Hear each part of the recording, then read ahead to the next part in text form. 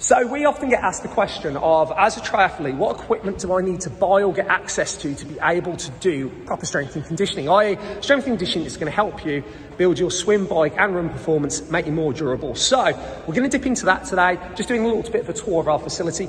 Now you'll see along here our cage is really replicating the same thing. Every station has the same equipment. Critically though, we don't waste space with things that you wouldn't need. Now the first thing you need to focus on is resistance.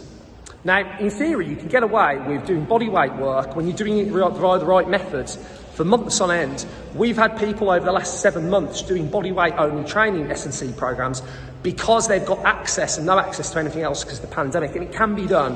And to do something that might not be perfect, it's better to do something in the first place than not do it at all. But then when we want to get some kit or access to kit, what can we do? Well, the first thing is we can get resistance. And just behind me, resistance bands are the first best thing. Cheap, inexpensive, very, very practical. There are endless amounts of strength-based work that we can do, or you can do, just using bands alone that are gonna be absolutely on point. Very easy, don't need much space.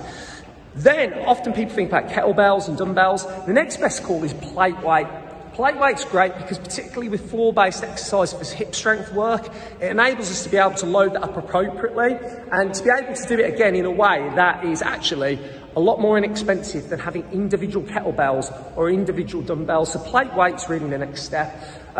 Things like suspension, cords or TRXs, again, I mean 30 quid, something like that, 30 pounds.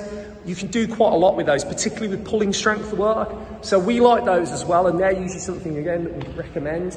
An Olympic barbell then, again, that one bar alone can open up a whole host of exercises, particularly as we start to get more advanced into our strength and conditioning work as well. So those bits alone initially, in context of what you usually spend on triathlon kit, are really inexpensive. And you can start with nothing and gradually just build this in. The other thing then are things like cages.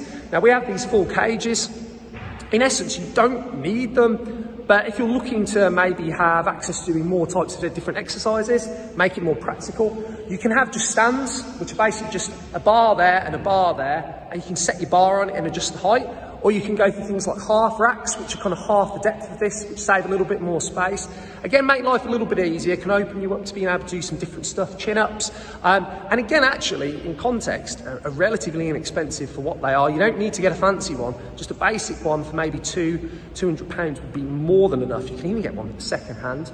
So as a bit of an example of this, and we actually believe in this, I'm not just saying this to make it sound accessible to you. The reason we have an online S&C program, Fred, to people on our triathlete training platform is because you can get results like that when you have no access to equipment, at least for the first kind of 6 months before we need to start to buy some stuff.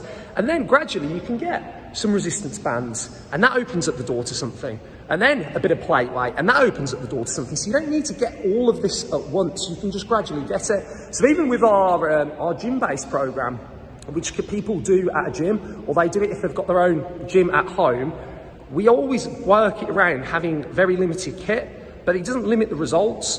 So at maximum, we say you need suitable amount of plate weight, Olympic barbell, resistance bands, and a bench. Like, if you've got those things, you've pretty much got 90% of what's going to make it perfect. And with everything, it's better to do something that's a little bit perfect, it's not quite fully perfect, 90% perfect, and actually do it and get results, rather than hold out and think you need to do it 100% perfect, but you can't do that, so you end up getting no results at all.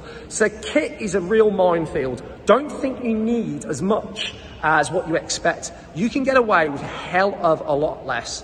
And as always, bringing it up, I don't think have I mentioned this before? We have got our triathlete training platform, which is the world's only online strength and conditioning app-based support, which gives you access to our strength and conditioning expertise, regardless if you've got loads of stuff like this or access to a gym like this, or if you've just got your body and you need to be able to use that for your triathlon results. You can check that out at www.triathlon.com. Nevertheless, I hope that helped.